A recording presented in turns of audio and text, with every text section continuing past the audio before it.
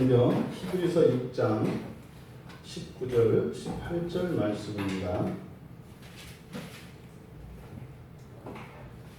히브리서 6장 19절 20절 말씀 신약성경 358쪽에 있습니다.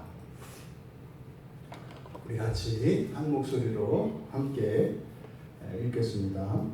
우리가 이 소망을 가지고 있는 것은 영혼의 닭 같아서 튼튼하고 견고하여 휘장 안에 들어가나니 그리로 앞서가신 예수께서 멜기세덱의 관사를 따라 영원히 대제사장이 되어 우리를 위하여 들어가셨느니라. 아멘. 아멘. 설교의 제목이 영혼의 닭입니다. 영혼의 닭. 정확히 이야기하면 이제 생명의 닭입니다. 그래서 여기 영혼으로 번역된 단어가 이제 푸니마가 아니고 푸시케이기 때문에 생명의 닭 이렇게 됩니다. 18절에서 우리는 여기서 히브리서 기자가 이야기하고 있는 우리는 그리스도인들 가운데에서 이제 소수의 사람들을 이야기합니다. 그러니까 넓게는 그리스도인 전체를 이야기하고 또 그리스도인들 가운데에서 참된 구원의 소망을 붙들고 있는 사람들, 그러니까 세상 가운데에서 예수를 믿음으로 그리스도인으로 구별된 사람들이 1차적으로 우리이겠고, 또 하나님의 백성, 또 예수를 믿는 사람들 가운데에서 약속의 자녀로 일컬어지는 구약에 의하면, 또 신약에서는 온전한 구원에 이르는 사람들을 이제 우리라고 합니다. 그러니까 우리는 점점 이렇게 좁아져서 그리스도에게까지 향하여 가는 것인데, 18절에서 우리는 이미 앞에 놓여 있는 소망을 차지하기 위해서 망명한 사람들이다. 그러니까 여기서 이제 구약적 배경을 가지고 있는 사람들은 이제 출애굽한 이스라엘 사람들로서 광야에서 살고 있는 사람들이에요. 근데 광야에서 살고 있는데 바로 가나안 땅을 향하여 그 여정으로서 광야를 살고 있는 사람들입니다. 근데 우리가 새벽에 민수기를 살펴보지만 이 광야에서 살아가던 이스라엘 사람들이 자꾸만 잊어버리는 것이 그들이 왜 광야에 있는가예요. 그들이 어디에서 떠나왔으며 어디로 가고 있는지를 잊어버리면 금세 그들의 현실의 삶 속에서는 이런 원망과 불평 투성이가 됩니다. 그러니까 그 원망하고 불평하는 게 잘못된 게 아니라 그들이 어디에서 떠나와서 어디로 가고 있는지를 잊어버리면 순간적으로 그렇게 된단 말이에요. 우리가 오늘 새벽에 봤지 않습니까? 그렇게 아론 말 안 드리고 속썩이고 이러더니 아론이 죽고 나니까 30일 동안 애곡을 했다고요. 그러니까 잊어서 그렇다고요. 몰라서 그래요. 몰라서. 그러니까 뭘 안 하려고 할 것이 아니라 내가 무엇을 해야 되는지를 정확히 알게 되면 하지 말아야 할 일, 나에게 해가 되는 일을 하지 않게 되는 겁니다. 그래서 내가 해야 될 일을 찾아야, 내가 하지 말아야 할 일들을 그만두게 되어 있어요.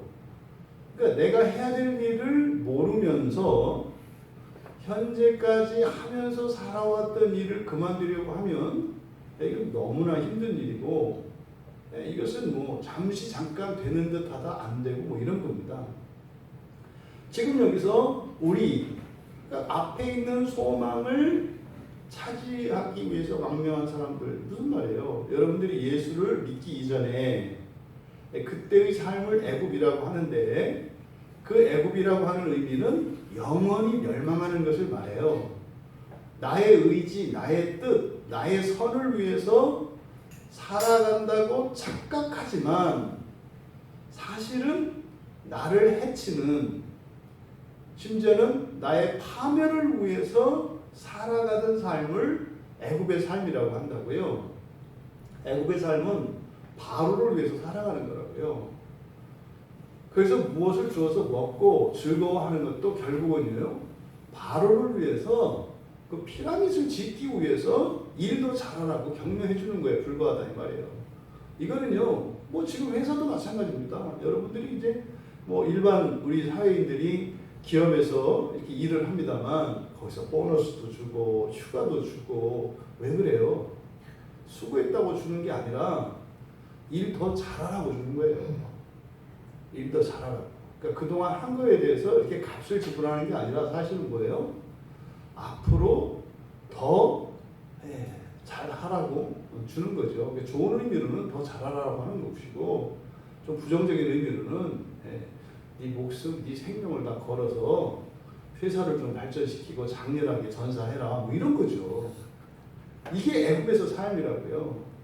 그런데 예수를 믿고 난 뒤는 이제는 삶의 의미가 달라집니다. 이제는 정말로 나를 위해서 살아가는 것이고, 그런데 나를 위해서 살아가는 것이 이기적인 삶을 말하는 게 아니라 진정으로 그것이 세상을 위하는 것이 돼요.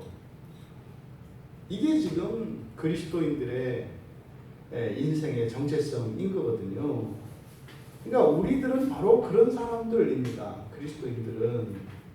그래서 사실은 우리의 인생을 결정하는 것은 앞에 놓여 있는 그 소망의 가치의 크기, 그것이 우리의 인생을 결정합니다. 그러니까 이 소망을 바꾸면, 그러니까 우리들이 살고 있는 이 세상의 언어로 바꾸면 목표예요, 목표. 목표 의식이 정확한 사람들은, 그리고 목표가 큰 사람들은 그 목표를 이루기 위해서 살아가요. 그러니까 우리가 목표로 하는 그 가치가 얼마나 크냐에 따라서 사실은 내가 어느 정도까지 희생을 하고 어느 정도까지 고생도 감수하고 어느 정도까지 투자할 것인가를 결정하게 되는 것이 사실은 그 목표를 달성했을 때 얻게 되어질 보상의 크기예요. 그러니까 그리스도인들이 저마다 살아가는 이런 삶의 양태나 그 자세들이 다릅니다. 이게 뭐냐면 그 사람의 됨됨이가 어떤 됨됨이에 따라서 그런 것이 아니라 목표가 다르기 때문이에요. 그 사람들이 가지고 있는 인생의 목표에 대한 그 가치의 크기가 다르기 때문이에요. 어떤 사람은 자신의 인생을 그냥 돈으로 계산하면 1,000만 원짜리 인생이라고 생각을 해요. 그러면요, 1,000만 원어치만 산다고요. 어떤 사람은 자기 인생을 1억의 가치가 있다고 생각을 하고 살아요. 그러면 1억 원짜리 인생을 살아가는 거다 이 말이죠. 그럼 여기서 그 앞에 있는 소망이라고 하는 것, 이게 사실은 기독교의 복음의 핵심이거든요. 그 이번 주에 또 정말 또 이렇게 저 개인적으로 참 신나고 감사한 일이 있었는데, 이게 뭐냐면 이 동네 목사님들을 만난 거예요. 제가 처음에 교회 개척을 할 때는 이 동네에 이제 신입 인사를 하러 다녔다고요. 어디나 가면 이렇게 인사하는 거잖아요. 처음에 여기 동네에 있는 그 교회 문을 두드렸을 때 반응은 내가 뭘 잘못하고 있나 이런 반응이었어요. 그래서 이 동네에 오니까 이제 왔으니까 이 지역을 같이 섬기니까 또 목사님들도 다 이 지역을 섬기는 분들이고, 그래서 저도 목사님 같이 이 지역을 섬기려고 왔습니다. 이렇게 인사하려고 한 거거든요. 근데 경계해요. 그러니까 제 혼자만의 생각으로는 이게 제가 받는 느낌은 그래서 아니 근데 여기 왜 와? 뭐 이런 느낌, 이게 그런 같은 느낌을 제가 받았어요. 그래서 하다가 말았죠 이제. 이렇게 하면 안 되나? 근데 원래 사회생활 할 때도요, 회사에 처음 들어가거나 그러면 다 인사하는 거예요. 그 먼저 있던 기존 사원들을 데려다가 밥도 한 잔 먹이고, 뭐 맥주도 한 잔 사고, 뭐 그런 거거든요. 그렇잖아요. 새로운 동네로 이사 가면 떡해서 동네 사람들 이렇게 떡 하나 돌리고 이렇게 신고하는 거 아니에요. 이게 원래 세상 사는 이치거든요.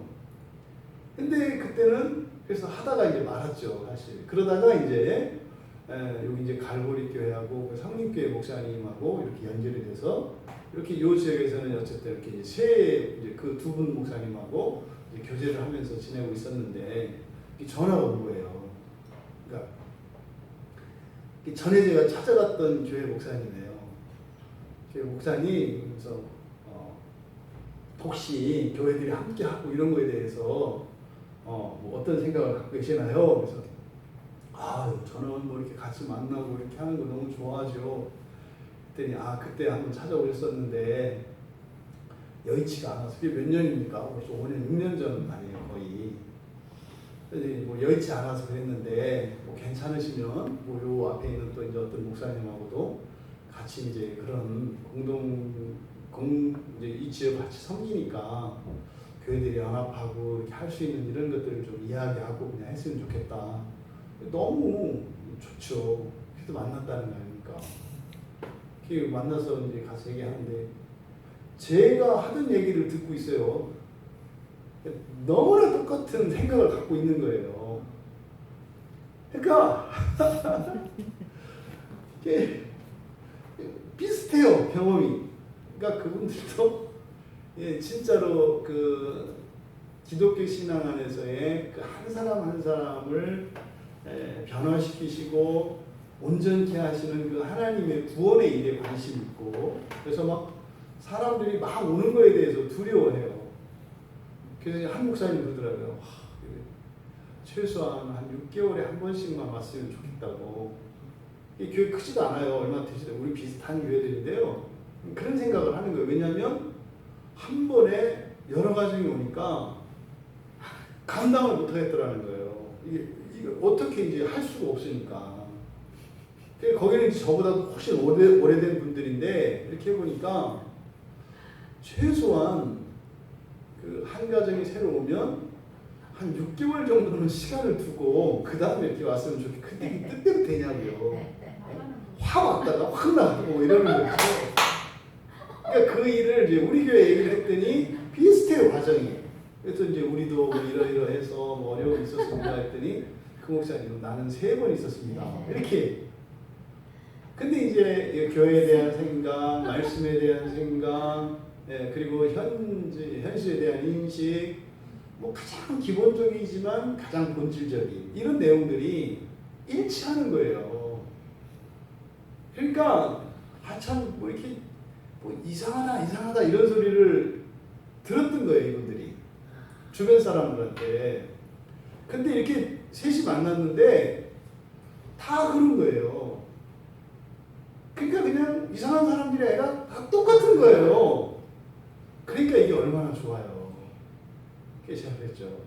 또 이 기도 응답이라고. 나 우리 교인들한테 목사님들 만나고 자랑하더라고. 그래서 그러니까 맞더라. 그러니까 우리가 가고 있는 길이 사실은 자꾸 안 되는 거예요. 주변 목사님들하고 부딪혀요. 이제 한 분은 우리 같은 교단 목사님이고 그분은 뭐 이미 한 25년, 27년 이렇게 목회하셨는데 지금 아무도 안 만난대요. 그냥 이렇게 안 만난대요, 그냥. 그러다가 이제 최근에 이렇게 돼서 뭐 생각이 이제 바뀌셔가지고 여쭤봤더니 처음에 교회 개척하고 그분들 한 5년 동안은 지역에 있는 목사님들 같이 만나서 공부도 하고 열심히 했대요. 한 5년. 그렇게 하다가 이제 그만두고, 그러다가 예전에 같이 공부했던 목사님들도 이제 많이 알았는데 다 이제 하나하나 떨어지고, 이제 이게 뭐 되게 좋으세요. 그러니까 이제 이렇게 다 좋아할 만한 목사님들이세요. 근데 이제 본인들이 이제 안 만나게 되는 거예요. 그래서 이제 그냥 교회, 그 중에 한 교회는 청소년 사역을 하세요. 어렸을 때 이분들도 불신자였는데 청소년 때 예수님을 만나고 그때 이제 목회자가 되기로 소원을 했고, 그때 자신들의 인생이 바뀌었고, 그래서 이제 청소년들을 만나서 이제 청소년을 깨우는 그런 일을 하시는데 아주 생생하더라고요. 그러니까 그 교회들을 통해서 하나님이 하시는 일을 알겠어요, 누가 봐도. 그러니까 우리 광야교회에서 일어나는 일이 그 안에서 또 이렇게 이제 일어나는 거예요. 우리 같은 경우에는 특히 가정적으로 이렇게 이제 일어나거든요. 가정이 회복되어지는 일들이 이제 막 이게 일어나는데 거기는 이제 뭐 그 교회들 한 교회는 이제 청소년들 그래서 이제 뭐 부모들은 주로 이제 불신자 집안에 주로 불교 신자들이 많더라고요. 불교 집안의 아이들이 그 교회에 와서 성경 공부를 하고 나중에 군대 가서 거기서 예수를 이제 믿고 영접하고 이제 그 교회로 돌아오는 뭐 이런 일이 있고 그러니까 이런 일들을 들으면서 사실은 이제 전할 게 있죠 복음이. 그러니까 그 소망이 뭔지 확실하거든요. 그러니까 이제 전하려고 하는 게 뭔가 여러분들에게도 사실은 이게 있으셔야 돼요. 우리가 복음 얘기를 하는데 좋은 얘기잖아요. 좋은 얘기. 복음이라는 게 좋은 얘기예요. 좋은 얘기. 좋은 얘기. 그러니까 여러분들이 누군가에게 해줄 수 있는 좋은 얘기. 여기 복음이에요. 복음 하면 막 예수 이렇게 너무 이렇게 나가지 마세요. 못 알아들어요. 다른 사람들은. 맞아요.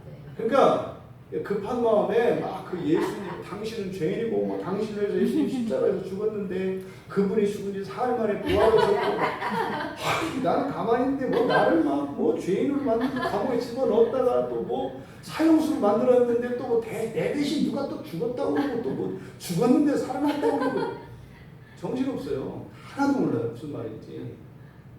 그러니까 알아들을 수 있는 좋은 이야기 이게 복음이에요. 그럼 이게 뭐냐고요? 여러분들이 스님을 만났을 때 스님한테 해줄 수 있는 좋은 얘기가 뭐냐고요? 마귀야 물러가라요. 이렇게 가면 안 돼요. 그러니까 아주 무신론자예요. 철저히 무신론자가 그저 이 세상의 성공을 최고의 가치로 알고 살아가요. 그럼 그 사람에게 해줄 수 있는 좋은 얘기가 뭐냐고요? 당신이 가는 길은 헛된 길이요. 파멸의 길이요. 이게 좋은 얘기예요? 아니에요. 복음은 그런 게 아니에요. 누구에게나 좋은 얘기예요. 누구에게나 좋은 얘기. 그러면 여러분들에게 그 복음, 그래서 여기서 지금 이 소망이라고 얘기를 하는 거거든요. 앞에 놓이는 소망이라고 하는 그것이 실질적으로 여러분 자신에게 좋은 이야기가 돼야 하고 그러면 그 이야기는 다른 사람, 어떤 사람에게도 그 말이 전해지면은요 그 사람한테도 좋은 얘기가 돼요. 제가 지금 오랫동안 전도하고 있는 이제 어떤 사람이 있는데 완전한 무신론자예요. 완벽한 무신론자. 네. 근데 지금 몇 년 동안 계속 지금 이렇게 접촉을 하고 이렇게 이제 하는데 오늘 드디어 이제 저한테 성경을 좀 가르치래요. 유튜브에서. 왜냐하면 이제 오랫동안 이제 쭉 해오면서 이제 결론이 그거죠. 처음에는 긴가민가 했는데 계속 얘기를 들으니까 아구가 맞는 거예요. 이렇게 아구가 이렇게 착착착착 맞으니까 이게 기독교라는 게 그냥 뭐 특별한 사람들 교회 다니고 뭐 이런 게 기독교가 아니라 이게 진실이구나.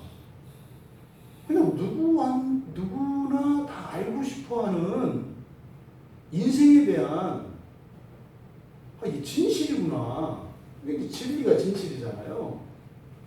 그러면서 아니 왜 내가 그동안 이렇게 주변 사람들한테 듣고 보고 이렇게 했던 거 하고 왜 당신이 하는 얘기가 다르냐? 아니 내가 하는 얘기는 내가 그냥 다는 아니잖아. 최대한 성경에 있는 얘기만 하려고 한다. 그러니까 이제 기독교가 뭔지 알겠다는 거예요. 믿고 안 믿고를 떠나서 기독교라고 하는 종교는 참 좋은 거구나. 이게 사람들에게 필요한 거구나. 이걸 알겠다는 거예요. 그래서 더 이제 알고 싶대요. 그러니까 유튜브에서 성경을 그동안 이게 이런 거 잘못됐으니까 좀 이게 가르치래요. 그러면은 바로 구독해서 일본어로 듣겠다는 거죠. 그래서 멀어요. 멀리 살아요. 예. 그래서 내가 아직 공부가 짧아서 또 공부해서 하겠다고. 아니 됐대요. 됐으니까 내가 알아듣는 거 보니까 그만큼만이라도 가르치라고 하는 거죠. 그런 거예요. 무신론자의 귀에 들어도 믿고 안 믿고를 떠나서 좋은 거구나. 좋은 거구나. 그거에 대한 관심 여부를 호불호를 떠나서 이건 좋은 거네. 이게 복음이에요. 이게 복음.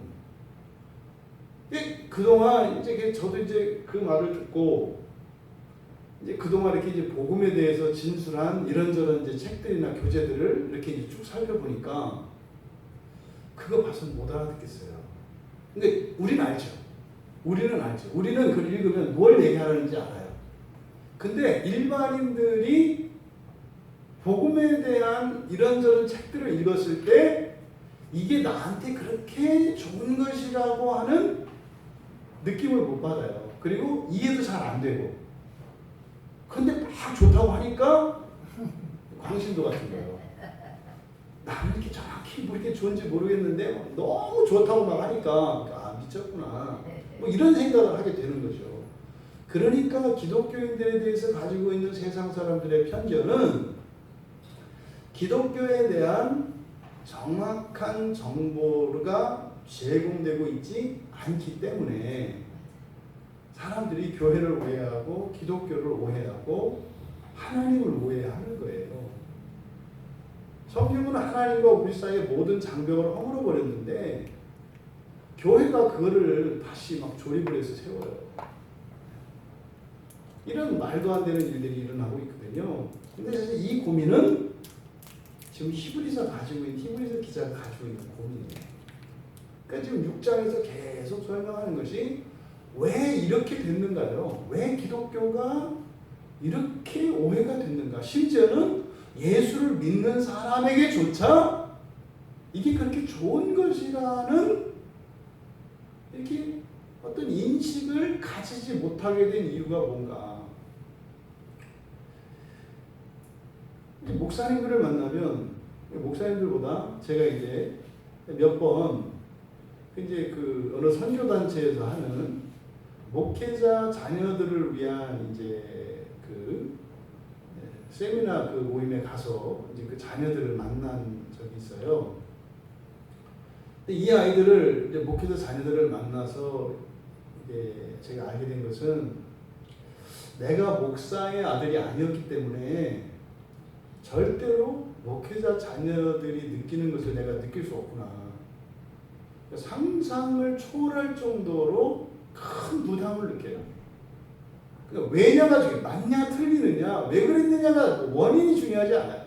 뭐 그 아버지가 그 목사님이 어떤 분이었고 또 뭐 교회가 이것과는 상관없이 그냥 아버지가 목사라고 하는 그 사실 하나 때문에 목회자 자녀들이 느끼는 이 부담은 굉장히 커요.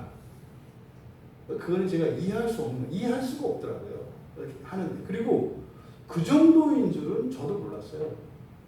그래서 우리 애들한테 물어봤더니 맞다고 하더라고요. 그러니까 나는 목사의 아들이 아니었기 때문에 알 수 없는 무엇이 있어요. 그러다 보니까 이 목사의 자녀들이 가지고 있는 큰 장점이 있는 반면 약점이 뭐냐면 자발적으로 하는 것임에도 불구하고 어쩔 수 없이 하는 것으로 착각하는 일들이 일어나요. 이건 사실은 모태신앙의 집안에서 태어난 자녀들도 비슷하게 느끼는 거죠. 그러니까 교회 가는 거를 사실은 자기가 원해서 가는 건데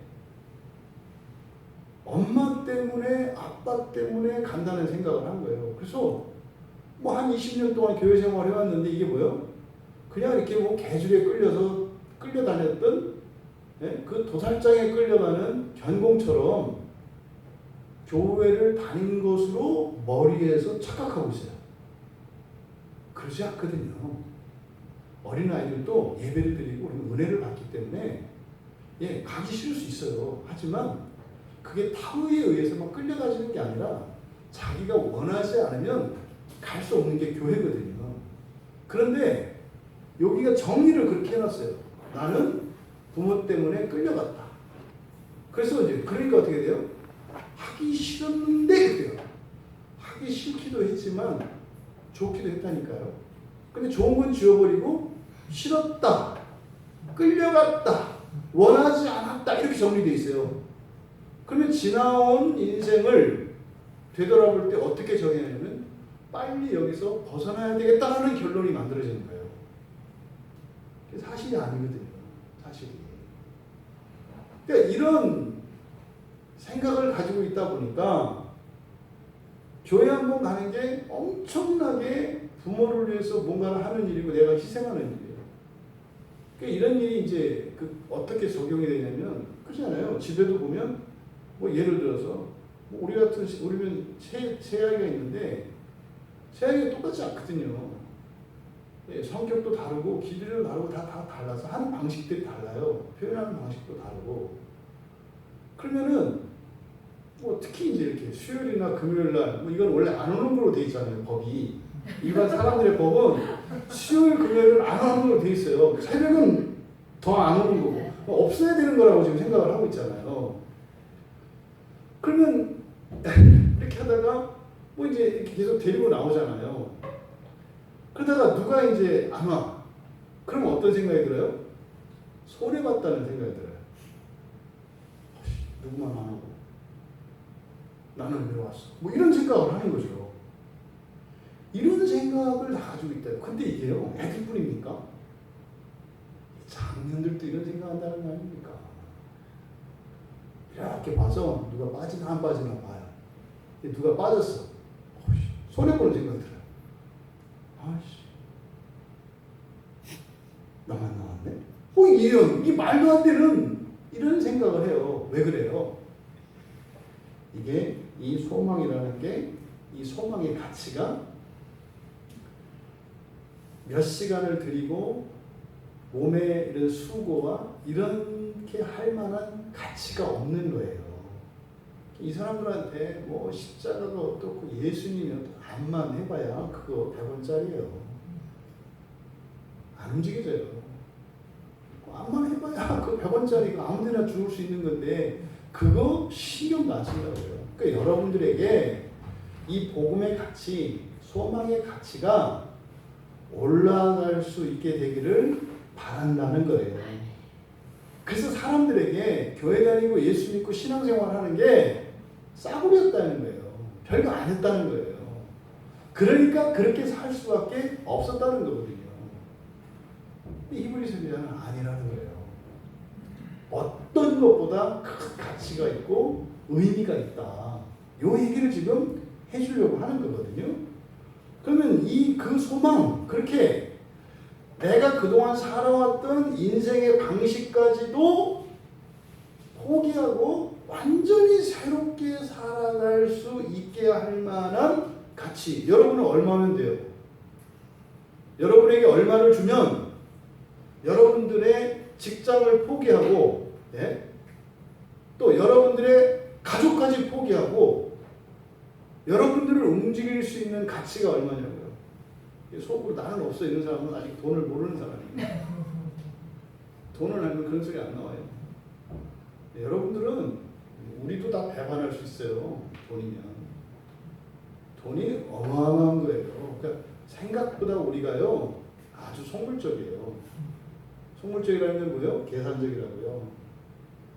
그러니까 여러분들이 진짜로 여러분 인생을 지금까지 살아왔던 인생을 버리고 그런 거예요. 예를 들어 아프리카 오지 어디로 가서 이렇게 살겠어요? 절대로 안 살잖아요. 근데 절대라는 게 없다니까요. 여러분한테 어마어마한 돈을 약속을 하면 거기 가서 여기 있는 사람 퍼서 가가지고 그 옮겨서 도시 짓고 사는 데잖아요. 아프리카가 아니잖아요. 그러니까 사실은 그 가치의 크기가 얼마냐에 따라서 달라지는 거라고요. 근데 지금 히브리서 기자가 또 예수님이 우리에게 했던 건 뭐예요?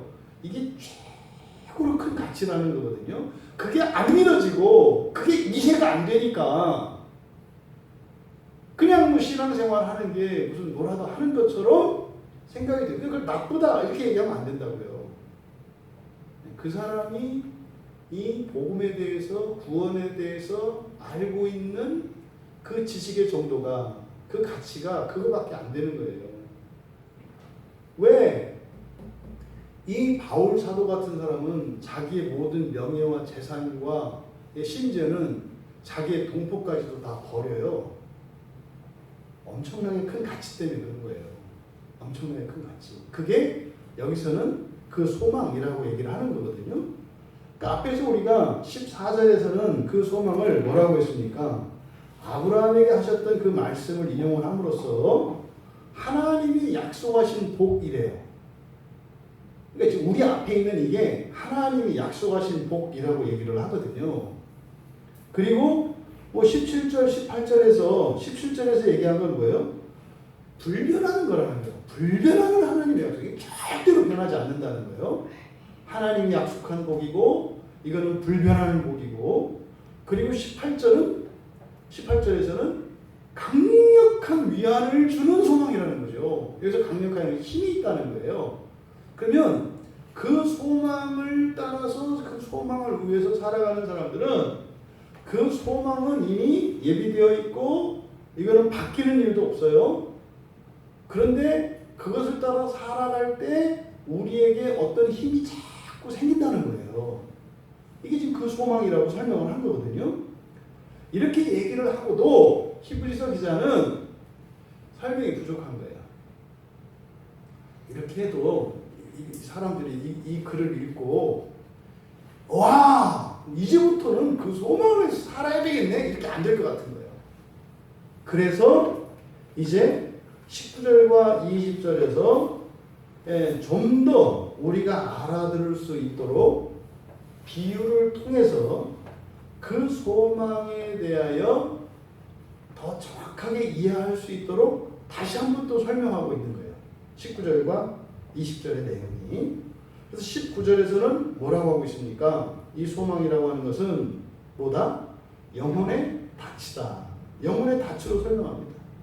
이거를 제가 이렇게 원문을 그대로 이제 번역을 하면 이렇게 되는 거예요.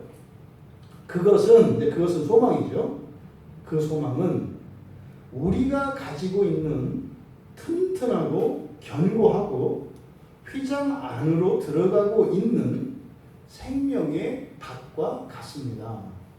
지금 여기서 히브리서 기자가 설명하려고 하는 것은 여러분들이 어떤 장면을 연상시켜야 되냐면, 히브리서 기자는 멀리 이렇게 바다에 항해를 나갔던 배가 이게 항구로 들어옵니다. 이렇게 정박하려고. 뭐 오늘날 우리 같은 경우는 또 하고 기적소리 울리면서 들어오지 않겠어요? 근데 배가 이렇게 들어오는데요. 그 배 앞에는 뭐가 있어요? 이게 닻이 달려 있잖아요.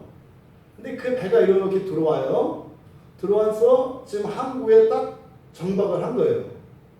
그리고 나서 그 배가 이제 고정을 시켜야 되니까 그 배 앞에 매달려 있던 닻을 어떻게 해요? 줄을 풀어서 쫙 떨어뜨리면서 바닷속으로 닻이 이렇게 들어간다고요. 바로 이 장면을 지금 연상시키고 있는 거예요. 항해를 마치고 들어와서 정박하려고 하는 배에서 닷줄이 풀어지고 닻이 바닷물 속으로 쫙 내려가고 있는 그 장면. 요 장면을 가지고 그 소망에 대해서 설명을 하려고 한다. 그러면 여기서 닻이라고 하는 게 뭐 여러분도 아시잖아요. 닻은. 그렇죠? 양쪽에 양갈고리로 되어 있는 모양은 그렇게 되어 있습니다. 이거는 원래 뭐 항해할 때는 배 앞에다가 매달고 다녀요. 항해할 때는 아무 쓸모가 없어요. 이 닻은. 오히려 무겁기만 하고요. 기름만 더 들어가고요. 이거는 성가신 거예요. 원래. 항구에 들어가서 정박할 때까지는 이게 쓸데없는 거라고요. 이것 때문에 노를 젓는 사람들은 더 힘들고 말이죠. 그냥 뭐 이렇게 동력으로 움직이는 배들은 연료가 더 들어가요. 이게 무게가 보통이 아니거든요. 그런 겁니다. 근데 이 닻이라고 하는 것은 이렇게 항해할 때는 쓸모없이 매달고 다니지만 배가 일단 항구에 정박할 때 이 파도에 휩쓸려 배가 떠나가지 않도록 고정시키기 위한 거잖아요. 이게 닻이거든요. 근데 이 닻이라고 하는 이 말이 이 앙퀴라라고 하는 헬라어인데요. 이 앙퀴라는 앙카레라고 하는 말에서 온 거예요. 앙카레가 뭐냐면 요게 앙카레예요. 앙카레. 그러니까 물건을 누가 이렇게 주면 아기를 여러분들이 안을 때 어떻게 해요? 뭐 이제 이번 주일날 뭐 이렇게 주일날 우리 지민이나 얘들 오면 이제 서로 안아보고 싶어서 난리 아니에요. 이렇게 나 좀 줘보세요. 뭐 이렇게 하죠. 요게 이제 앙카레예요. 그러니까 무언가를 우리가 팔로 안기 위해서 이렇게 받기 위해서 팔을 구부리는 거. 이렇게 구부린 각도, 요 내각, 이거를 앙카레라고 하는 거예요. 이렇게 구부린 것. 그래서 이 닻이라고 하는 것은 사람이 물건을 받기 위해서 팔을 이렇게 구부리고 있는 이것을 나타내는 말이에요. 그래서 닻이라고 하는 것은 마치 뭡니까? 닻을 사람의 팔이라고 보고 배를 아기로 보는 거예요. 그래서 닻이라고 하는 것은 배를 어떻게 해요? 이렇게 딱 떠안고 있는 거예요. 배 안전을 위해서. 이게 닻이라는 말입니다. 그러니까 여기서 지금 이 생명의 닻이라고 할 때 이 닻의 비유를 갖다 쓰는 것은 또 사람의 아주 진짜 이 히브리서는 정말 멋있는 글이거든요. 팔이에요, 팔. 그러니까 사람의 팔을 연상시키거든요. 이 닻이라고 하는 것은. 근데 뒤에 이제 이 닻에 대해서 설명을 해요. 닻에 대한 설명. 튼튼하고 견고하고 또 휘장 안으로 들어가는. 요거는요, 전부 튼튼하고 견고하고 들어가고 이거는 사람 신체에서 발과 관계된 말이에요. 발. 전 발과 관계된 말이에요. 그러니까 이 소망을 사람의 몸을 또 연상시켜요. 그래서 영혼의 닻이라고 할 때 이 푸시케 영혼은 생명이라는 뜻인데 이 푸시케는 사람의 전체를 나타내요. 전인을 나타내기도 해요. 그래서 사람의 그리고 팔, 다리를 가지고 이 소망을 설명해요. 여러분 이 의도를 아시겠어요? 그 좋은 소식이라고 하는 거, 복음이라고 하는 거, 구원이라고 하는 거, 그 끝은 여러 가지 이제 그 결과들이 나타나는데 그 중에 가장 중요한 그 구원의 최종적인 형태가 뭐예요? 사람의 변화거든요. 더 이상 사람이 아니라 신적 존재로 변화되는 거예요. 그러니까 지금 이러한 영적인 의미들, 존재의 변화, 이런 본성의 변화에 대한 이런 의미들이 복선으로 이 영혼의 닻이라는 비유 안에 다 담겨 있다고요. 놀라운 얘기죠. 그러면 이 닻을 설명하고 있는데 이 닻의 성질을 설명하고 또 닻의 상태가 어떤지를 설명합니다. 이게 무슨 말이냐면 소망이라는 게 뭔지, 지금 우리들이 살고 있는 우리들에게 소망이라는 게 뭔지를 지금 설명을 해주려고 하는 거예요. 그리고 이 소망을 가지고 살아가는 인생은 어떤 인생인지를 이 비유를 통해서 가르쳐 주려고 한다는 거예요. 여러분, 여기서 이 닻이 튼튼한 닻이다 이렇게 얘기를 해요. 튼튼한이라고 하는 이 말은 지금 우리들 이렇게 살고 있는 도시에 깔려 있는 도로 위에 뭐가 깔려 있죠? 아스팔트가 깔려 있잖아요. 여기서 이 튼튼한이라는 말이 바로 아스팔트의 어원이에요. 그래서 튼튼한이라는 말이. 그래서 이 원래 스팔레라고 하는 말은 비틀거리는 이거는 그런 겁니다. 옛날 시골에서 사셨던 분들은 도로가 포장되기 전에 그 도로의 상태를 알 수 있어요. 옛날에 그 더더군다나 그 나무 바퀴로 된 소 달구지를 타고 뒤에 타면 허리 다 나갑니다.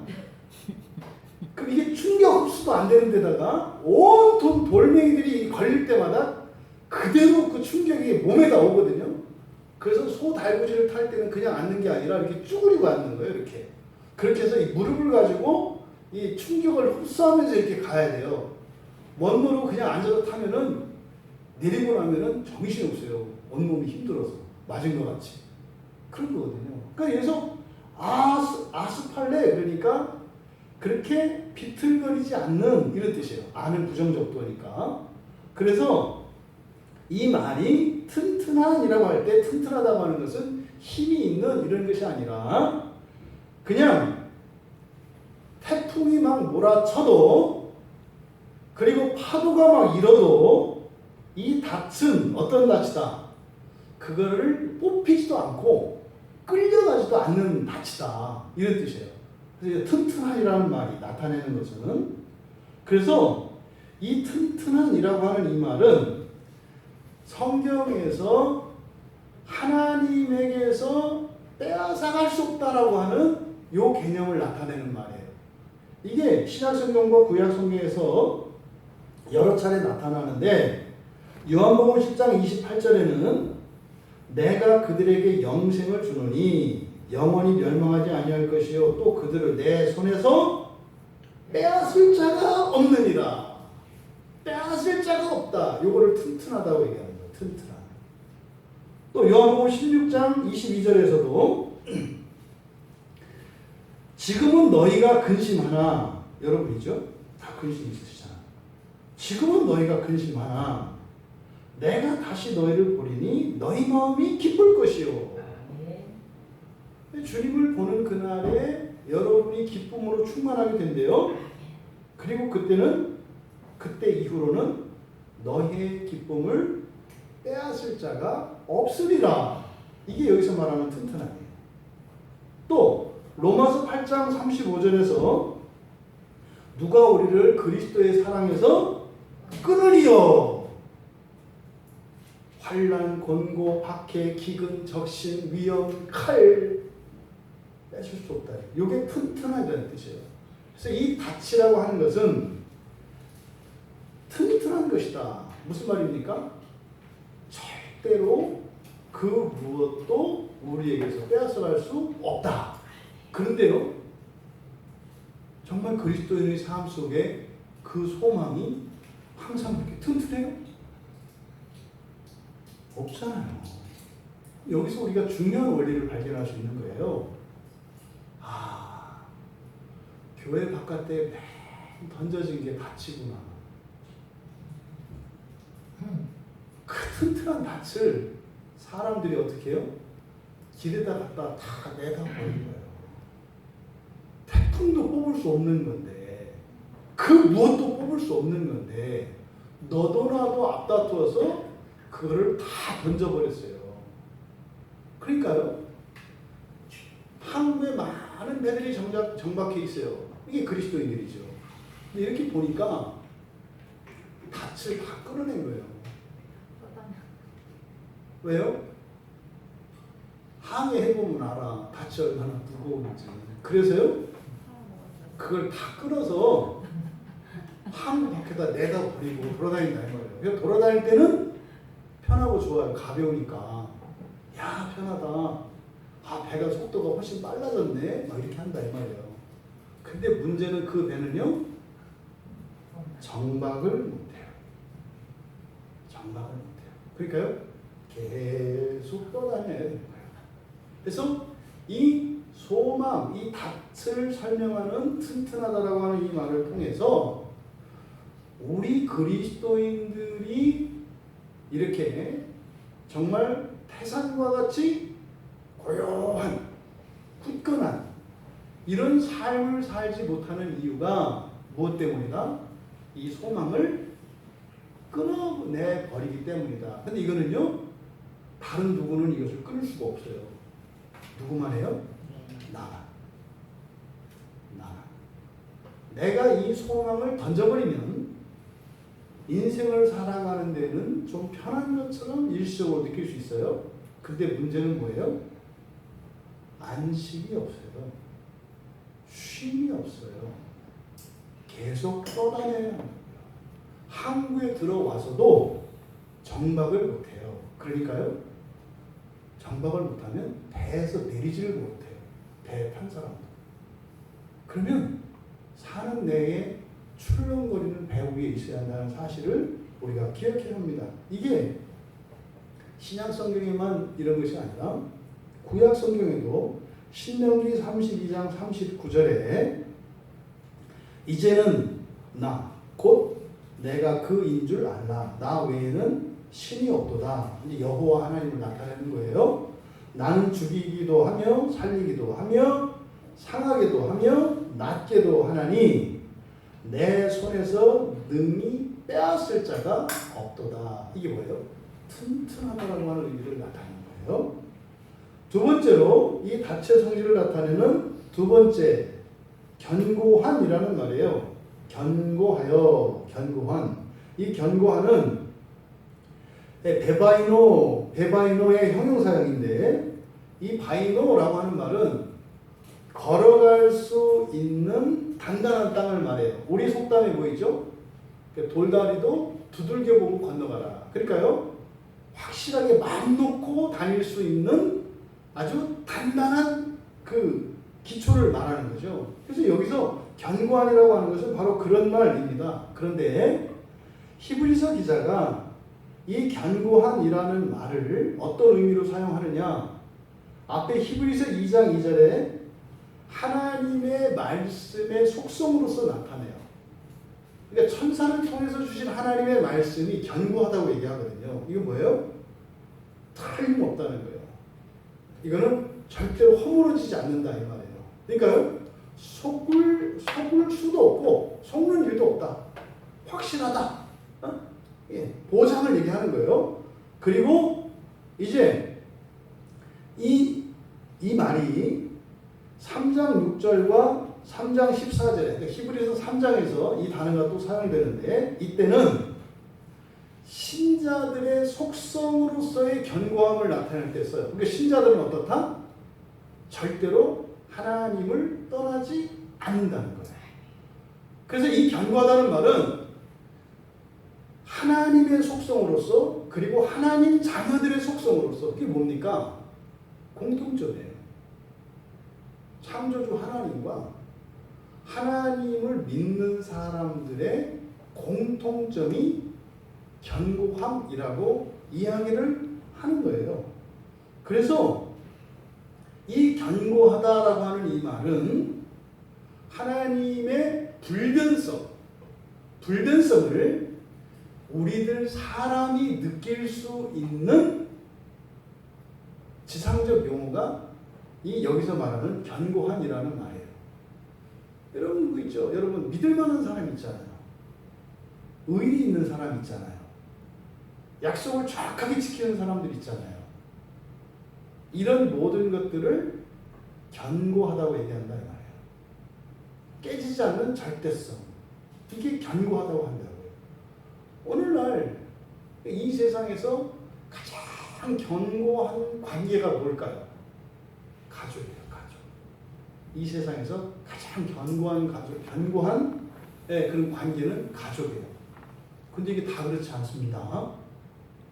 일본 같은 경우에는 가족보다 더 우선하는 가치가 있어요. 그게 뭐예요? 벌이에요. 벌. 재벌, 군벌 그러잖아요. 그 사람들은 성을 언제든지 바꿉니다. 아버지가 어머니가 누구냐 별로 안 중요해요. 내가 누구 밑에 서느냐가 중요해요. 그래서 성을 바꿔요. 일본에서 그 가장 위대한 인물 중에 한 사람을 딱 뽑으라고 하면 일본 사람들이 공통적으로 하는 사람이 있어요. 우리나라에서 대표적인 위인 누가 있어요? 예, 딱 이렇게 이수신 떠오르면 모든 사람이 동의하잖아요. 그러면 일본 사람들이 동의하는 위인이 있어요. 저는 도쿠가와 이에야스예요. 덕천가공이라고 하는. 여러분 성을 바꿔요. 또 그 이후에 일본을 진짜로 통일시키는 히데요시가 있거든요. 원숭이를 닮았다고 하는. 우리나라 그 정복을 했던 사람이거든요. 일본 사람들에게는 이 사람들이 그냥 모두 인정하는 위인이에요. 이 사람들 다 자기 집안 떠나요. 주군에게 갑니다. 주군에게 가면 주군의 성씨를 받아요. 이거를 벌이라 그래요. 그래서 우리나라에서 지금 무슨 재벌이라고 하는 말, 이게 일본 말이거든요. 재벌은 그러니까 무슨 말이에요? 가족보다 회사를 더 중요시 여기는 조직이라는 뜻이에요. 그러니까 재벌은 그 부자만을, 그 주인만을 말하는 게 아니라 그 안에 속해 있는 모든 사람들을 의미하는 집단적인 용어예요. 이 사람들은요, 그러니까요, 부모 자식보다 회사가 우선이에요. 과거에 그렇게 가르쳤잖아요. 집안을 엉망진창으로 해도 어떻게 해요? 그러니까 아버지인데 애들이 얼굴을 몰라. 사진만 봐야 알아. 이게 그 재벌 문화에서 살았기 때문이거든요. 그러니까 이런 거죠. 여기서 말하는 이 견고함이라고 하는 것은 끊어질 수 없는 이 모든 관계의 기초가 되는 겁니다. 그렇다면 일반적으로는 보통 이 가족관계 안에서 견고함을 우리가 느껴요. 그러면요, 이 견고함은 소망의 특성이라고 그랬어요. 그러면요, 견고함이 사라지면 소망은 어떻게 되겠어요? 자연이 사라지죠. 명목만 남아요. 명목만. 그러니까 견고함이 없는 소망은 소망이 아니라고요. 튼튼함이 없는 소망은 소망이 아니라고요. 그러니까요, 아버지고 남편이고 엄마고 아내인데 이런 견고함이 없고 튼튼함이 없으면 아내도 아니고 남편도 아니고 아버지도 아니고 엄마도 아니에요. 이게 뭐예요? 형식만 있는 거죠. 그걸 뭐라 그래요? 꼰대라고 하는 거예요. 그 꼰대. 이 꼰대가 이 아버지를 일컫는 비속어거든요. 애들이 말하는. 그 꼰대는 뭐예요? 아버지는 아버지인데 아버지 같기도 하고 아닌 것 같기도 이런 거. 그래서 그 소망에서 이 소망을 특징 짓는 튼튼함과 견고함이 사라지면 아무리 소망이라고 해도 그 소망은 그 소망이 아니에요. 그러니까 마귀는 소망을 없애려고 하지 않아요. 그냥 껍데기만 남기는. 교회 안 없앤다니까요. 중국에도 교회 있어요. 북한에도 교회 있어요. 무슬림 국가에 가도 교회 있어요. 그런데요, 교회의 속성을 끊어버려요. 이 아킬레스건을 끊어버린다고요. 그럼 어떻게 돼요? 종이 호랑이에요.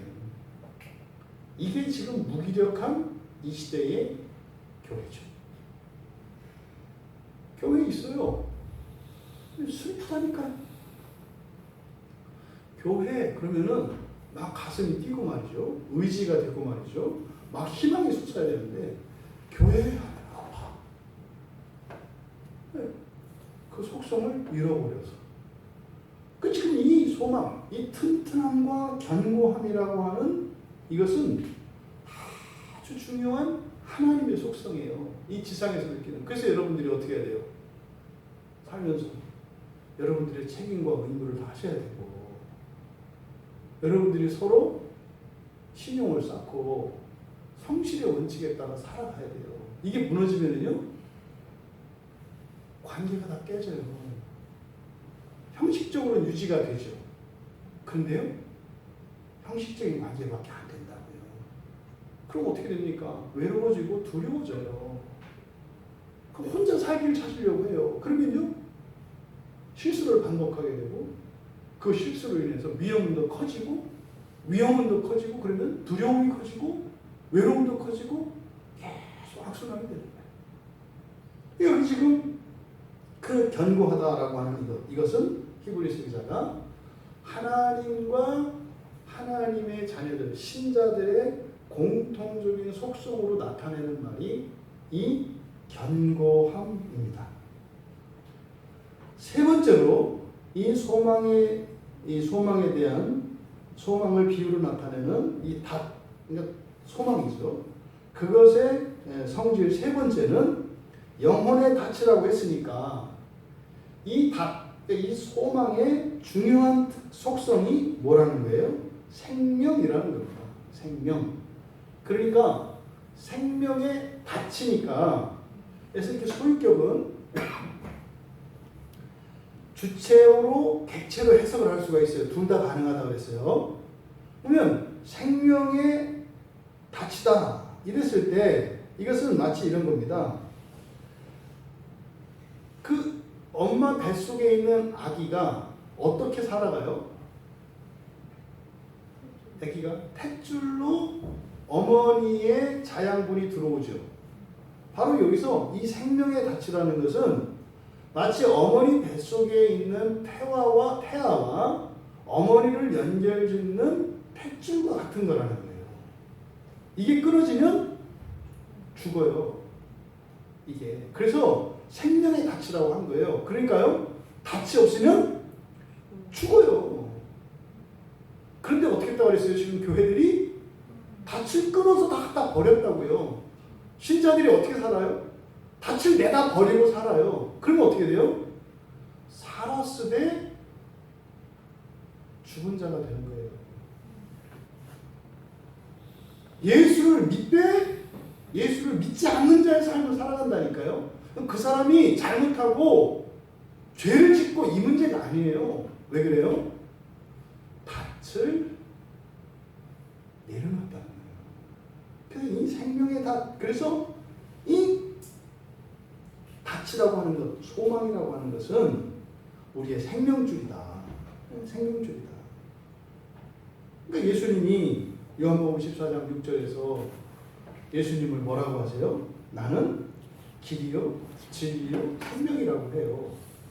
나로 말미암지 않고는 아버지께 올 자가 없다. 이게 무슨 말입니까? 길, 진리, 생명, 이게 닻이에요. 덫. 배와 덫의 관계가 이렇다는 거죠. 그럼 신자와 소망의 관계가 이렇다는 거예요. 우리가 소망을 잃어버리면요, 길이 끊긴 곳에 서 있는 망연자실한 여행자. 오아시스로 가는 길이 바람이 불어서 사막에 길이 없어져서 사막으로 가는 길을 잃어버렸어요. 이게 지금 생명의 닻이 끊긴 사람들의 상태예요.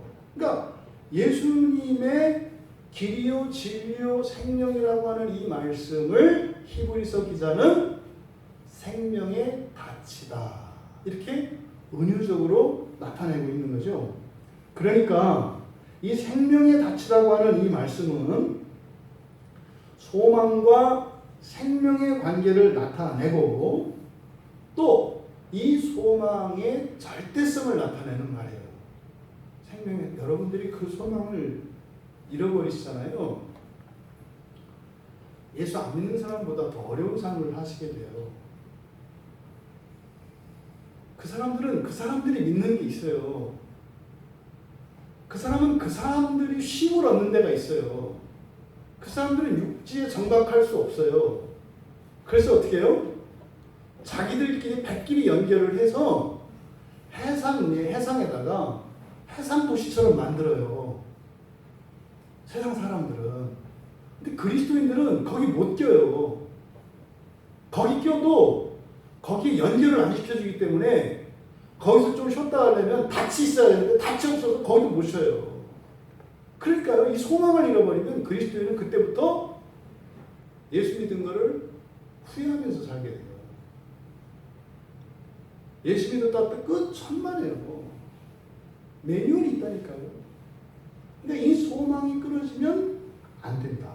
안 된다. 이것을 지금 생명의 닻이라고 이야기를 한 겁니다.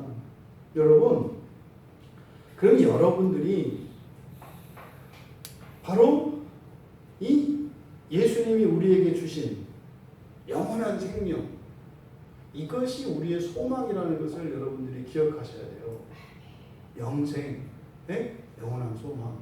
그런데 영원한 생명 이전에 먼저 여러분들은 생명에 대한 가치를 회복하셔야 합니다. 생명에 대한 가치를. 그러니까요, 생명의 닻이다 할 때 생명의 덫, 그러니까 생명을 여러분들이 소망해야 할 것이 무엇인지를 가르쳐 주시는데 생명이라는 거예요. 여러분들 오늘 하루 사셨잖아요. 무엇을 바라고 사셨어요? 이걸 정리하셔야 된다니까요. 그럼 여러분들이 오늘 하신 일들이 있다고요. 여러분들이 어떤 일들과 만남 속에서 여러분이 대응하고 반응을 했잖아요. 그 일들을 하나하나 여러분들이 평가하셔야 되는데 그 모든 것들은 하나의 목적을 위해서 선택하고 했어야 된다고 말을 하는 거예요. 근데 그 하나의 목적이 뭡니까? 생명이에요, 생명. 여러분들이 회사에서 일을 하시고 가정살림을 하셨는데 여러분의 생명을 죽였어요. 잘못 사신 거예요. 지금 여기서 우리가 무엇을 하며 어떻게 살아야 하는가? 우리가 바라보아야 하는 게 무엇인가? 생명이라는 거죠. 그러니까 예수님이 그러잖아요. 온 천하를 다 얻고도 제 생명을 잃어버리면 아무 소용이 없다. 이거 다 동의하거든요. 그런데 뒤에 가면 뒷골목 가가지고 뭐라고 하냐면 내 생명을 천하와 바꿔줄 자 없어. 이러고 뒷골목에서 안 거래해요. 내 생명을 가져가고 대신 뭐 돈을 좀 줄 사람 없어. 또 내 생명을 가져가고 뭐 나에게 뭐 이렇게 뭐 명예를 주고 나에게 뭐 행복을 줄 사람 없어. 이러고 찾아다녀요. 그리고 길거리 딱 나와서는 아이 그럼 천하를 얻고도 생명을 얻으려면 소용이 없지. 또 금세 뒷골목으로 들어가서 아 그런데 혹시 뭐 살 사람 없어? 이게 우리 그리스도인들의 삶이죠. 여러분 생명 존중 사상을 회복하셔야 돼요. 세상은 계속 이걸 허물어뜨립니다. 계속 허물어뜨려요. 생명을 팔아서 즐거움을 사라고 해요. 생명을 팔아서 다른 만족을 얻으라고 해요. 말씀드리잖아요. 여러분이 오늘 하루 이 24시간의 삶 속에서 가장 가치 있고 가장 소중한 일이 있다면 여러분 가족과 함께 밥 먹고 이야기 나누고 함께 즐겁게 시간 보내는 거예요. 이게 제일 중요해요. 그 가운데에서 하나님과 함께 해야죠. 이게 제일 중요해요, 여러분. 이게 생명 존중 사상을 회복하십시오라고 하는 게 뭐 자연보호 캠페인 하자, 뭐 동물 모피 입지 말자 이런 얘기가 아니에요. 여러분 가정 안에서 또 여러분 자신의 건강을 해치고 여러분들의 마음을 더럽히면서 살아가면 안 돼요. 여러분을 날마다 더 거룩하고 순결하고 존귀하게 여러분을 돌보셔야 돼요. 이게 생명 존중 사상이에요. 그것을 잃어버린 무엇? 뭐 여기 이제 부모들이시니까 여러분들이 자식의 망령에 휩싸인 사람들 아니에요. 자식을 위해서는 내 목숨을 바쳐도 좋다. 아, 웃기지 마세요. 여러분 목숨으로 그렇게 되지도 않고 그런 거 아니에요. 여러분들이 정말로 여러분 자녀들을 위하고 싶다면 여러분의 생명의 아름다움과 그 숭고함을 보여주십시오. 그래서 아빠 엄마를 닮고 싶게 만드십시오. 그게 최고로 자식들을 위해서 하는 거예요.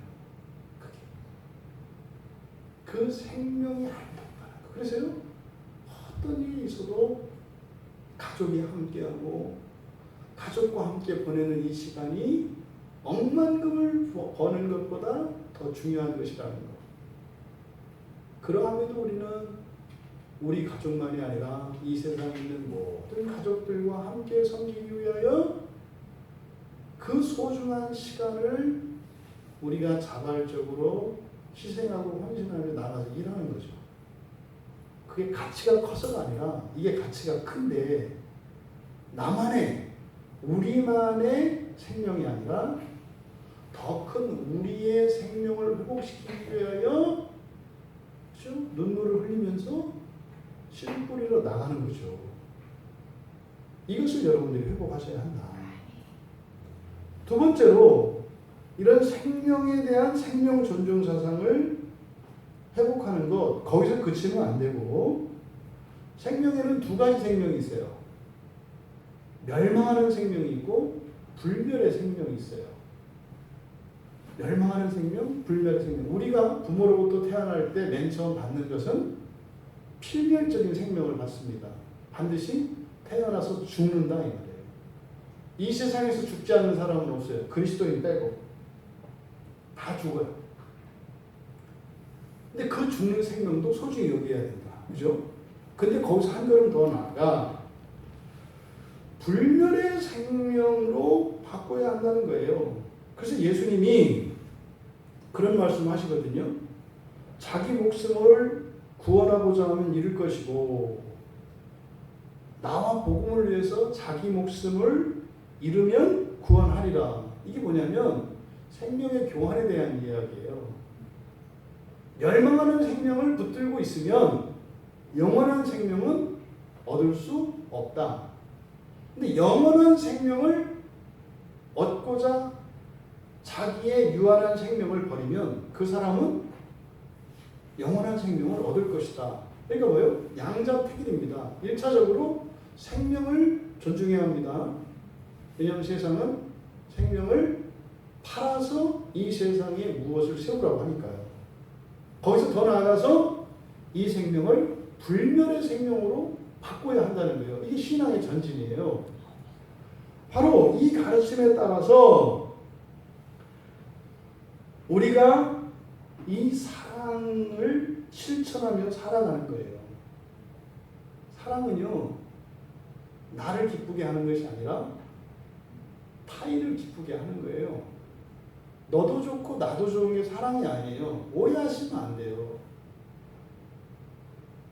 너만 좋은 거예요. 나는 안 좋은 게 사랑이에요. 너를 좋게 하기 위해서 나는 안 좋아도 돼. 이게 사랑이라니까요. 사랑한다고 하면서 근데 너는 왜 맨날 너를 사랑하는데 왜 너만 맨날 좋냐? 그게 사랑이라니까요. 그게 뭐예요? 예수님이 말씀하신 자기의 생명을 잃어버리는 거예요. 그때 어떻게 돼요? 여러분이 누군가를 사랑하고 막 섬겨. 근데 여러분들은 계속 손해만 보고 막 계속 고통만 당해. 어떻게 해요? 속에서 부글부글 오잖아요. 근데 어떻게 참잖아요. 참는 게 뭐예요? 자기를 죽이는 거죠. 억울해 죽겠고 미워 죽겠어. 근데 참아. 이게 죽는 거예요. 그때 우리는 예수님이 십자가에 못 박히실 때 이랬겠구나. 예수님 우리를 살리려고 오셨는데 우리는 예수님을 죽여요. 참아요. 죽기까지. 이게 사랑이라니까요. 그러니까 예수님이 우리를 위해 목숨을 버리셨으니까 우리가 이로써 사랑을 알고, 사랑은 이런 거예요. 완전히 우리만을 위해서 사셨는데 우리 때문에 된통당하는, 이게 사랑이에요. 그러면 우리가 예수님으로 인해서, 예수님의 사랑으로 우리에게 예수님의 그 영원한 생명이 주어졌거든요. 그러니까 우리도 형제들을 위하여 목숨을 버리는 것이 마땅하니라. 이게 요한일서 3장 16절 말씀인데 이게 무슨 말이에요? 우리도 서로 사랑하는 것이 마땅하니라. 사랑은 기쁜 거 아니에요. 사랑은 거룩하고요, 무거워요. 왜요? 나는 죽어야 하거든요. 사랑에 대한 오해가 많습니다. 성경의 사랑과 사람들이 생각하는 사랑은 달라요. 잘해주는 게 사랑이 아니에요. 나를 죽이고 나의 생명을 전해주는 게 사랑이에요. 상대방에게 나쁜 거 것을 주는 것을 사랑이라고 하지 않아요. 영원한 생명을 나누어 주는 거예요. 그럼 어떻게 돼요? 영원한 생명을 받는 그 사람은 나한테 감사하기보다는 나를 욕하고 나를 저주해요. 그래도 주는 거예요. 왜? 영원한 생명이니까. 그리고 내가 죽어요. 그러면 그때서 그게 뭔지 알아요. 그러면 그 사랑을 받은 사람은 어떻게 해요? 예수님을 따라서 형제를 사랑하며 똑같이 예수님이 가셨던 그 길을 따라 돌 맞으면서 죽기까지 가는 거예요. 이게 가족 안에 일어나잖아요. 무조건적인 헌신과 부모의 사랑이 있잖아요. 언제 그걸 알아요? 죽어서 땅에 묻혀야 알아요. 여러분들이 무덤에 들어가기 전까지는 자식들이 여러분의 사랑을 다 알지 못해요. 안 것 같은 자녀가 있거든 속지 마세요. 여러분에게 뭐 집안채라도 있든지 아니면 통장에 잔고가 있기 때문에 그걸 노리는 거예요. 여러분들 죽고 난 뒤에 그때 가서라야 아버지가 어머니가 나를 키우면서 이렇게 아프셨구나. 그런데도 나를 품고 그렇게 살아오셨구나. 이게 사랑이구나. 그때서 깨닫는 거예요. 그때서. 예수님이 이 세상에 오신 목적이 뭡니까? 여러분들이 다 알고 계시는 요한복음 3장 16절에서 영생을 얻게 하려 하십니다. 그렇죠? 예수를 믿는 자마다 멸망하지 않고 영생을 얻게 하려 합니다. 그러니까요. 멸망하는 생명을 불멸의 생명으로 바꿔주시기 위해서 예수님이 이 땅에 오셨다고 말씀을 하는 거죠. 이 닻의 상태에 대해서 이렇게 세 가지로 이 닻, 소망의 속성을 이야기를 했습니다. 그 다음에 네 번째로 닻을 수식하고 있는, 들어가고 있는 이라는 이 말은 닻을 수식하는 말인데 이거는 닻의 상태예요. 그러니까 소망의 상태. 여러분들이 예수를 믿고 그 소망을 가지고 있거든요. 그럼 그 소망, 여러분이 가지고 있는 그 소망이 뭐냐? 앞에서는 그렇게 견고하다 그랬고 튼튼하다 그랬고 생명에 직결되는 것이다. 그래서 이거를 잃어버리면 안 된다. 그리고 이것은 영원한 생명을 우리에게 주는 것이다. 이렇게 얘기를 했어요. 좋아요. 그런데 이 소망의 상태를 뭐라 그랬냐면 들어가고 있는 이라고 했어요. 들어가고 있는.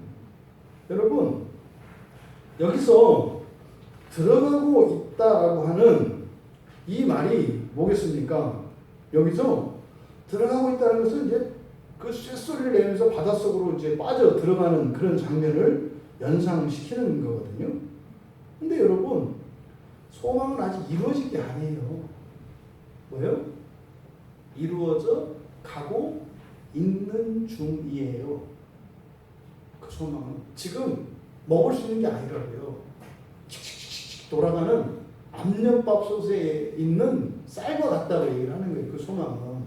근데 그거를 지금 먹겠다고, 그 압력이 막 이렇게 꽉 찬 그 압력솥을 열면 어떻게 돼요? 다쳐요. 다치고 어떻게 돼요? 그 쌀도 못 먹어요.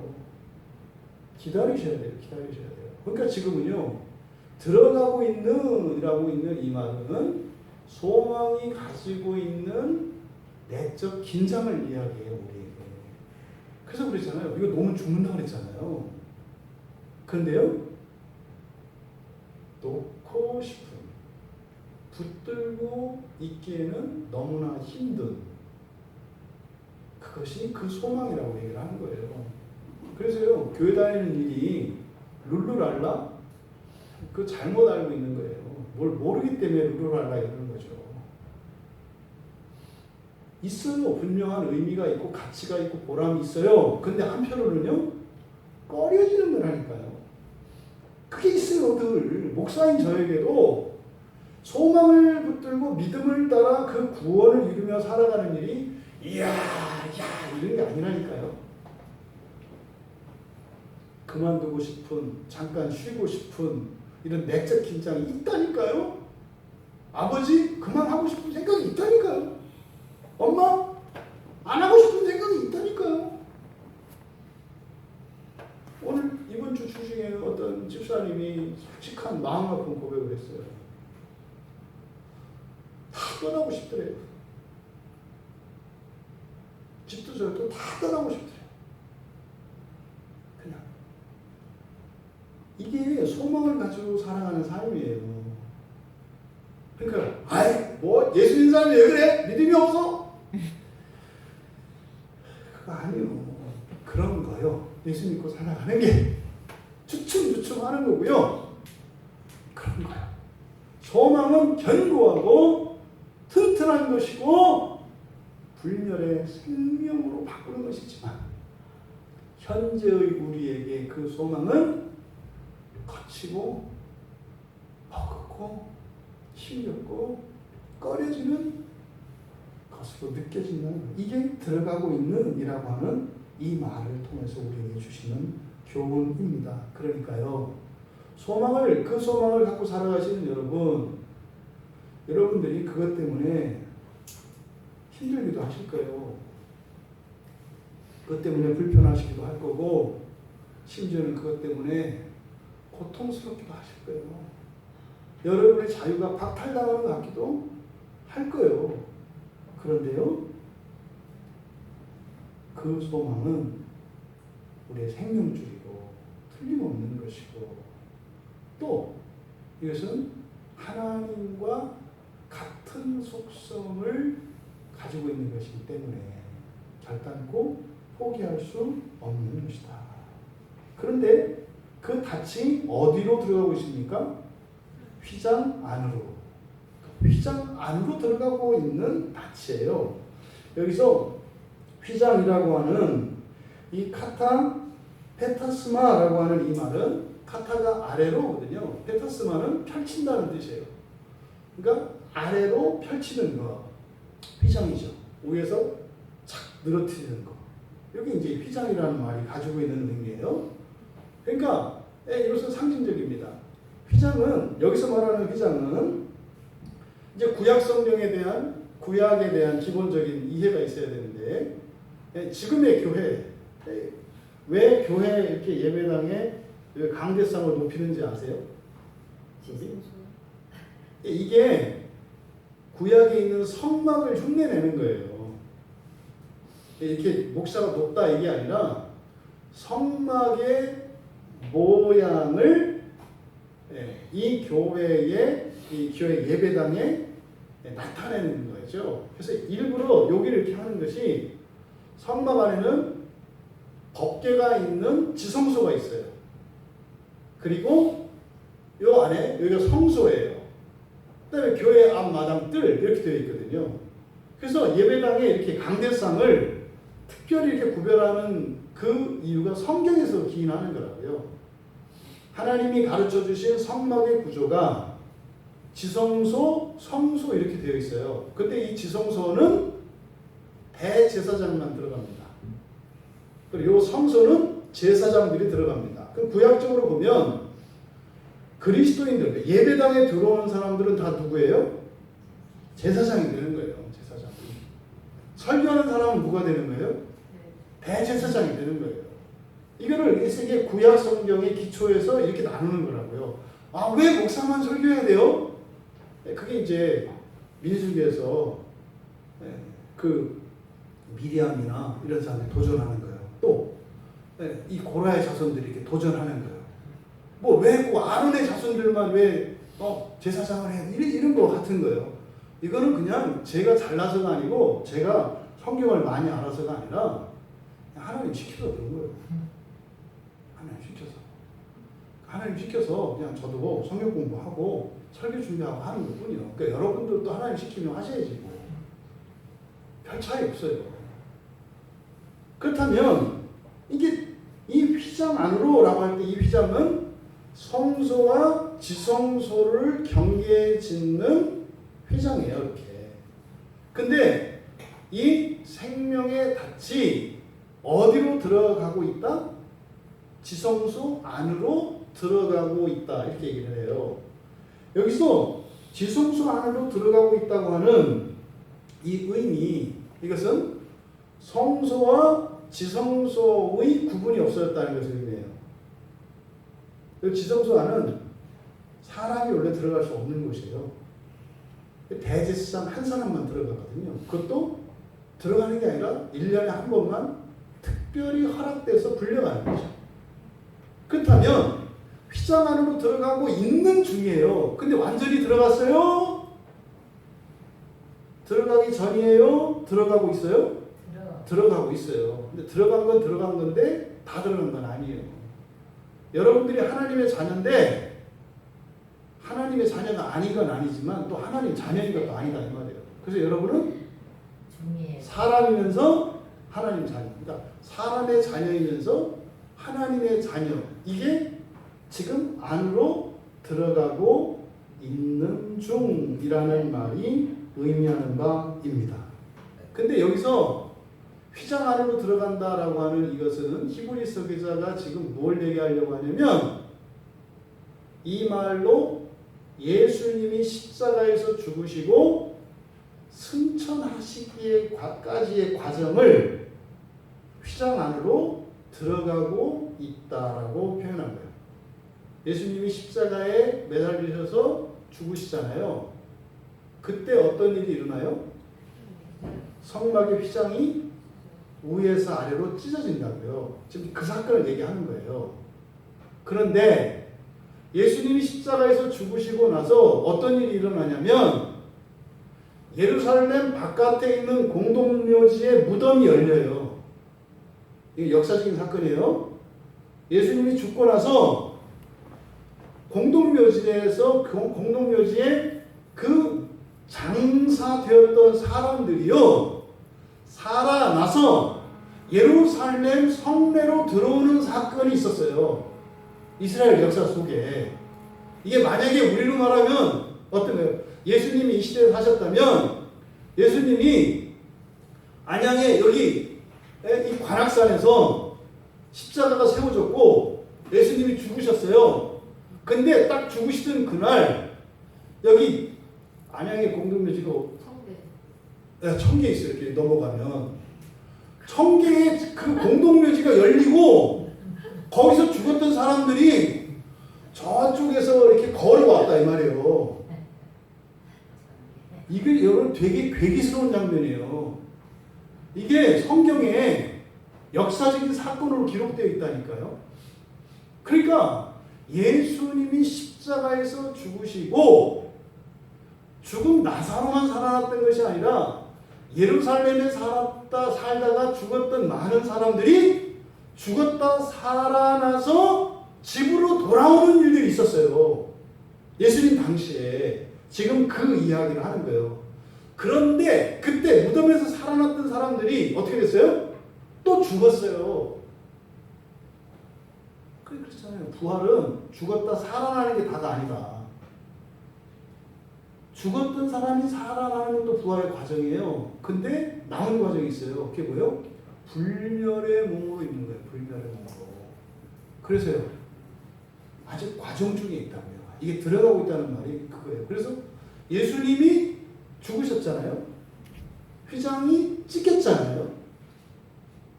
그래서 죽었던 사람들이 살아나요. 그런데 예수님이 장사되잖아요. 그리고 부활하셨잖아요. 그 뒤로. 그죠? 그리고 나서 40일을 제자들 다시 찾아가요. 다 도망갔던 제자들에게. 다 도망갔거든요. 예수 십자가에 죽고 나서. 끝났다. 꽝이다. 예수 믿었더니 아무것도 아니었다. 한여름밤에 꿈이었다. 이러고 다 도망가 버렸어요. 그러면 죽었다 살아나신 예수님이 제자들을 다시 찾아가요. 다시 모으신다고요. 그리고 그들이 보는 앞에서 승천을 하세요. 하늘로 승천하세요. 여기까지의 과정이에요. 십자가에 죽으시고 장사되고 살아나시고 승천하시는 이 과정. 이것을 들어가는 중이라고 얘기를 하는 거예요. 여러분들의 인생이 그겁니다. 여러분, 소망을 가지고 살아갈 때 여러분들이 죽음을 경험하실 거예요. 그런데요, 다시 살아나는 경험이 있어요. 예수님이 승천하셨잖아요. 여러분도 그렇게 된다는 거예요. 이것을 지금 여기서 이야기하는 겁니다. 근데 그게 무슨 의미냐? 휘장 안으로 들어갔다는 게 무슨 의미냐? 이거에 대해서 좀 더 구체적으로 20절에서 이제 멜기세덱의 반차를 따라간다. 이렇게 이야기하고 있습니다. 이 부분은 다음 주에 이어서 설교를 계속하도록 하겠습니다. 여러분, 왜 이렇게 히브리서 기자가 이 소망에 대해서 강조할까요? 소망에 대해서, 이 참된 구원에 대해서 강조하게 된 근본적인 이유는 현재의 교회의 그리스도인들의 비참한 삶 때문이에요. 왜 이렇게 살까라고 하는 고민에서 시작된 거예요. 왜 그리스도인인데 우상을 섬기는 자들보다 못한 삶을 살까? 왜 그리스도인인데 무신론자들보다도 더 형편없는 인생을 살까? 어떻게 이런 일이 일어날 수 있는가? 이 고민이 있었던 거죠. 그 답을 히브리서 기자는 그 소망에 연결지어 우리에게 교훈하고 있습니다. 여러분 인생에 그리스도의 그 구원의 은혜가 여러분들이 소망을 회복하고 소망을 붙들고 살아가고자 결단할 때, 그리고 그렇게 살아갈 때 정말 하나님이 하시는 불멸의 생명으로 바꾸시고, 그리고 견고하고 튼튼한 인생으로 바꾸신 그 일들이 이런저런 어려움 속에서도 여러분들에게 경험되시길 바랍니다. 그래서 정말 값진 인생, 후회 없는 인생으로, 그리고 지금까지 살았던 것과 비교할 수 없는 영광스러운 인생으로 살아갈 수 있는 전환점이 되시기를 주님의 이름으로 축원합니다. 우리 말씀을 생각하며 잠시 기도합니다. 하나님, 지성소로 들어가는 그 생명의 닭과 같은 소망, 그 누구도 끊어낼 수 없는, 그리고 변함없는 튼튼하고 견고한 그 소망, 내 인생에 이러저러한 어려움, 또 이러저러한 좋은 일들 속에서 언제나 이렇게 요동치는 내 마음, 좋았다, 나빴다, 두려웠다, 또 담대했다, 슬펐다, 기뻤다, 외로웠다, 이런 요동치는 내 안에서 일어나는 변화, 세상을 두려워하고 내일을 두려워하고 지난날을 후회하는 내 인생. 오늘 성경은 이 소망을 회복함으로 우리가 그렇게 살지 않을 수 있는 영광스러운 삶이 있다는 것을 교훈합니다. 이 시간 우리 함께 기도합시다. 하나님, 내가 최고의 목표로 삼고 있는 그 목표의 가치를 더 높이게 해주십시오. 그 소망에 이르기까지 나의 꿈과 비전과 목표가 정말 그리스도께서 이루신 그 구원이 되게 하여 주시옵소서. 같이 기도하시고, 또 여러분, 우리가 항상 공동체적으로 복이 임한다는 것을 또 우리가 배웠습니다. 하나님, 우리 가정을 구원해 주시고, 우리 집안을 구원해 주시고, 또 우리 교회를 구원해 주시고, 이 나라와 이 민족을 구원해 주시고, 이 세대를 구원해 주십시오. 현재 우리들이 맞닥뜨리고 있는 문제들이 있습니다. 코로나 문제가 있습니다.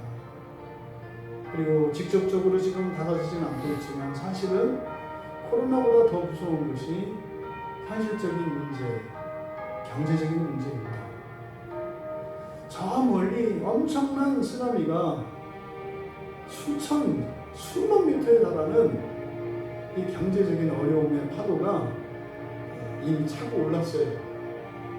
너무나 이 쓰나미, 이 코로나에 대한 이야기 때문에 지금 저 멀리 보이는 이 경제적인 위험이 얼마나 큰지 사람들은 실감하고 있지 않지만 사실 그 징조는 조짐은 이미 시작이 되었고 이 경제적인 어려움 때문에 많은 일들이 일어날 수 있습니다. 하나님, 우리가 지금 맞닥뜨리고 있는 이 코로나 상황, 또 이것을 통해서 정말 이제 심각한 문제, 경제적인 문제, 또 하나 영적인 문제입니다. 우리의 신앙의 문제예요. 결국 돈과 하나님에 관한 얘기입니다. 돈과 하나님. 돈 때문에 하나님을 버려야 하는 일들이 어쩌면 많이 하게 될지도 몰라요. 너무 마음 아프잖아요. 돈 때문에 자식이 부모를 버리고, 돈 때문에 부모가 자식을 버리는, 돈 때문에 아내가 남편을 버리고, 돈 때문에 남편이 아내를 버리는, 너무 끔찍한 일이잖아요. 또한 이 신앙, 이 기독교 신앙에 대한 위험, 적신호가 이미 울리고 있습니다. 하나님, 이 코로나로 인해서 정말 이것은 격발시키는 그저 방아쇠에 불과했고 진짜 문제는 이제부터입니다. 경제적인 문제, 신앙적인 문제, 이 뒤에는 영적인 배후 세력이 있습니다. 하나님, 여기서 나를, 우리 가정을, 우리 교회를, 나라와 민족을 구원해 주십시오. 또 현실적으로 남과 북으로 나뉘어 있는 나라입니다. 우리가 하나님, 이 나라가 예수 그리스도 안에서 한 나라로 형제가 자매가 부모와 자식이 왕래할 수 있는 뭐 통일 이런 거 없어도 됩니다. 자유롭게 왕래할 수 있으면 됩니다. 뭐 대통령을 하든 주석을 해먹든 마음대로 하라 그래요. 우리는 가족들끼리, 혈육들끼리 보고 싶을 때 보고, 가고 싶을 때 가고, 그러면 됩니다. 하나님, 이 나라에 핏줄이 끊겨진 것 같은 이 나라에 하나님, 가족들이, 남북의 형제자매들이 만날 수 있도록 이 나라를 통일시켜 주십시오. 정치적인 통일을 말하는 게 아닙니다. 가족의 행복을 말하는 겁니다. 또 이 땅의 교회를 위해서 기도해 주십시오. 하나님, 세상을 구원하는 사명을 감당하는 교회가 되게 해주십시오. 그리고 우리 교회 안에, 우리 지체들 안에, 가정 안에 우리들이 모일 때마다 하나님의 은혜가 넘쳐날 수 있도록 우리 같이 각자 기도하시고 개인적으로 편안하게